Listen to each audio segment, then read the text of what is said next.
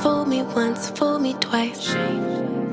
When you're hiding things, might as well be lies. Can you ever get it right?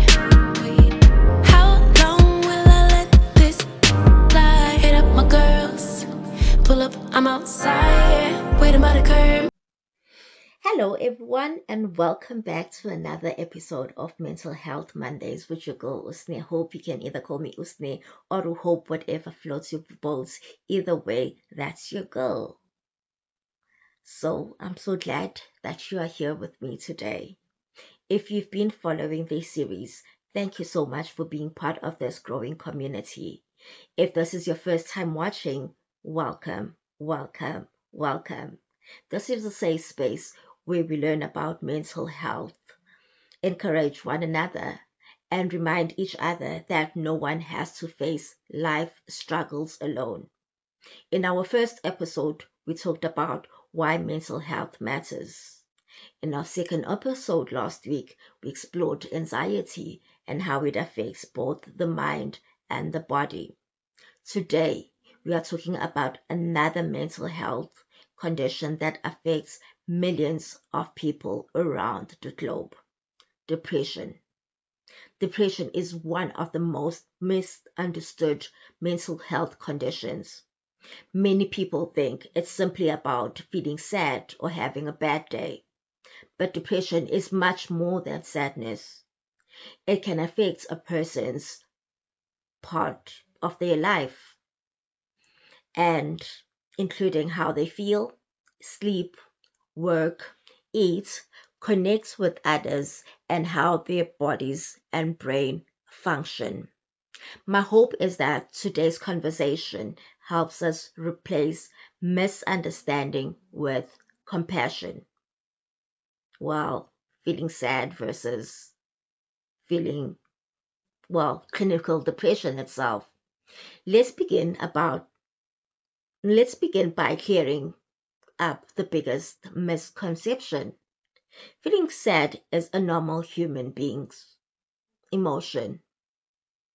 We all experience sadness after losing a loved one, ending a relationship, facing disappointments, or simply going through a season of a difficult season in life.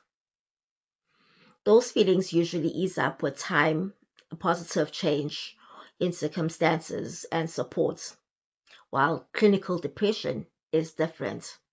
Depression is recognized as a serious mental health condition where feelings of sadness, emptiness, hopelessness, or loss of interest in some things that you once loved persist for at least 2 weeks and significantly affect your daily life. With depression, even positive events may not improve your mood. You struggle to enjoy things that you once loved, feel emotionally numb, and find it difficult to complete even simple daily tasks. It is an illness that affects how the brain functions, how your body responds, and how a person experiences the world. It isn't simply about feeling down.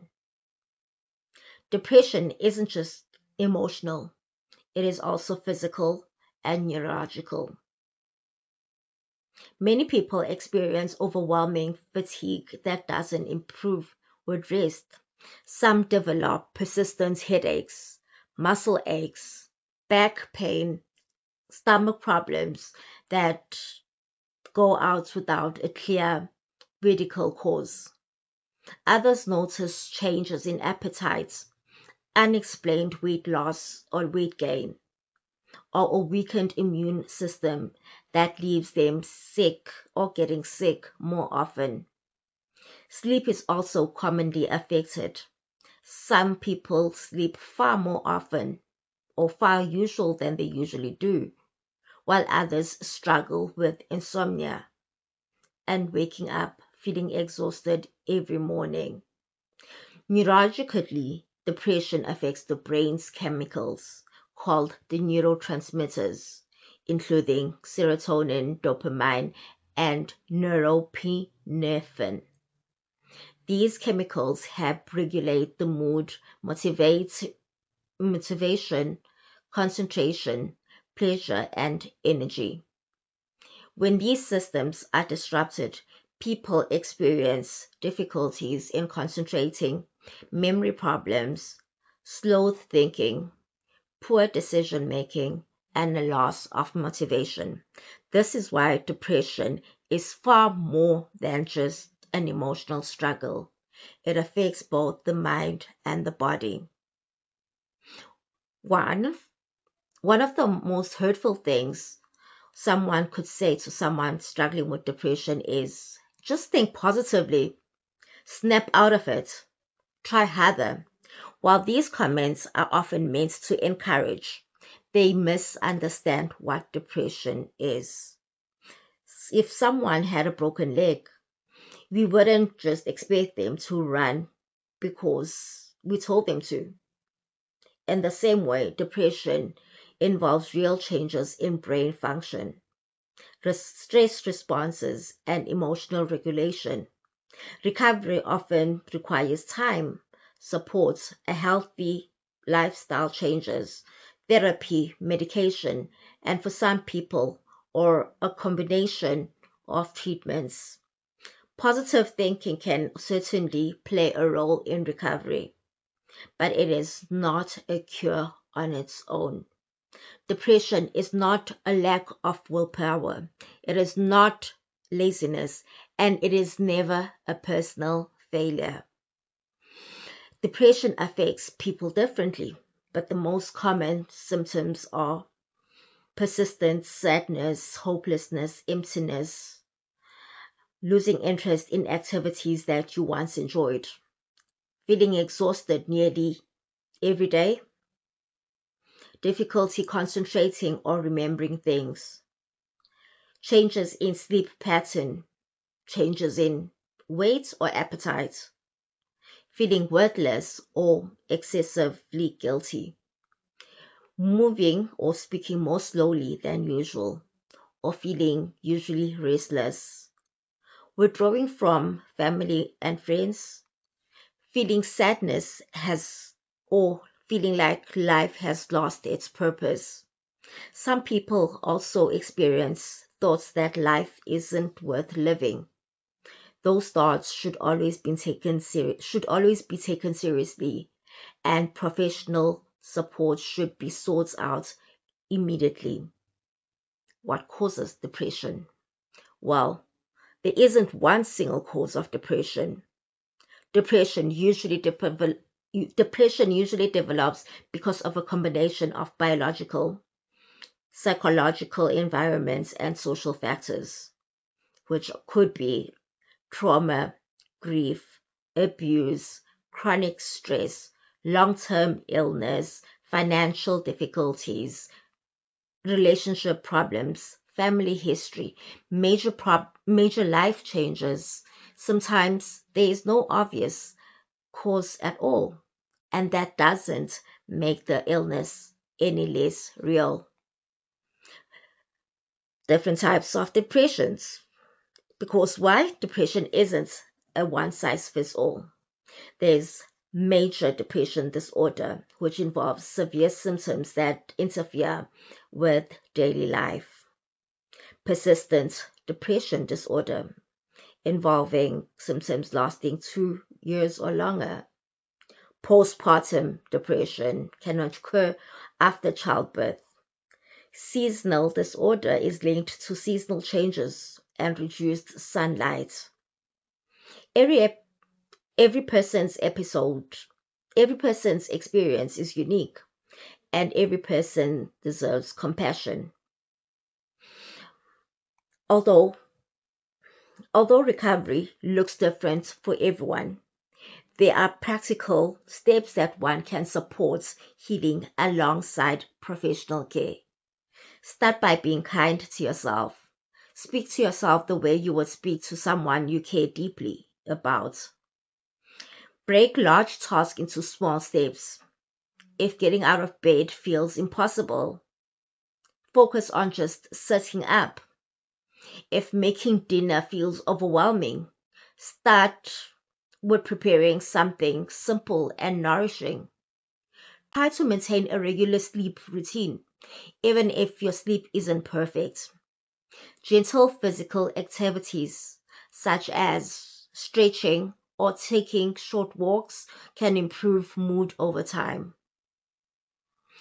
Stay connected with someone that you trust, even if it's for a brief conversation or message. Limit alcohol and use of recreational drugs, as these can often worsen depression. Practice small moments of gratitude, not to ignore your pain, but to remind you that difficult moments and hopeful moments can coexist together.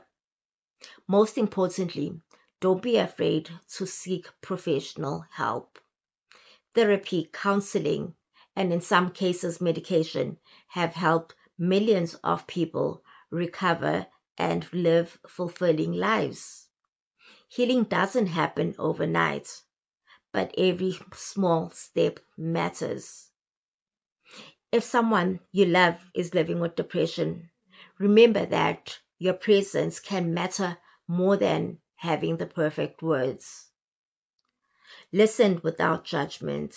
Avoid trying to say things like fix everything instead of saying just cheer up. If someone you love is living with depression, remember that your presence can matter more than having perfect words. Listen without judgments. Avoid trying to fix everything. Instead of saying just cheer up, think positively. Other people have it worse. Try saying, I'm here for you. You don't have to go through this alone. What can I do to support you today? Sometimes simply knowing someone cares can bring comfort. If you're watching this today and struggle with depression, know that you are not weak, you are not lazy, you are not broken. You are facing a real health condition, and with the right support, healing is possible. There might be difficult days, there might be setbacks, but there is also progress. There can be hope. Your story isn't over. Please don't suffer in silence. Reach out to someone you trust or a qualified healthcare professional. You deserve support. You deserve compassion, and you deserve the opportunity to heal.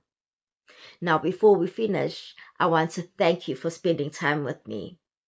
I hope today's conversation has helped you understand depression better and reminded you that mental illness is never something to be ashamed of. If today's conversation helped you, please like, subscribe, and share it with somebody who may need to hear this conversation or this message. Remember, healing isn't about never struggling. It's about never giving up on yourself. Be kind to your mind. Be patient with your heart. And I'll see you next week for another episode of Mental Health Mondays. And until then, take care and know that you matter.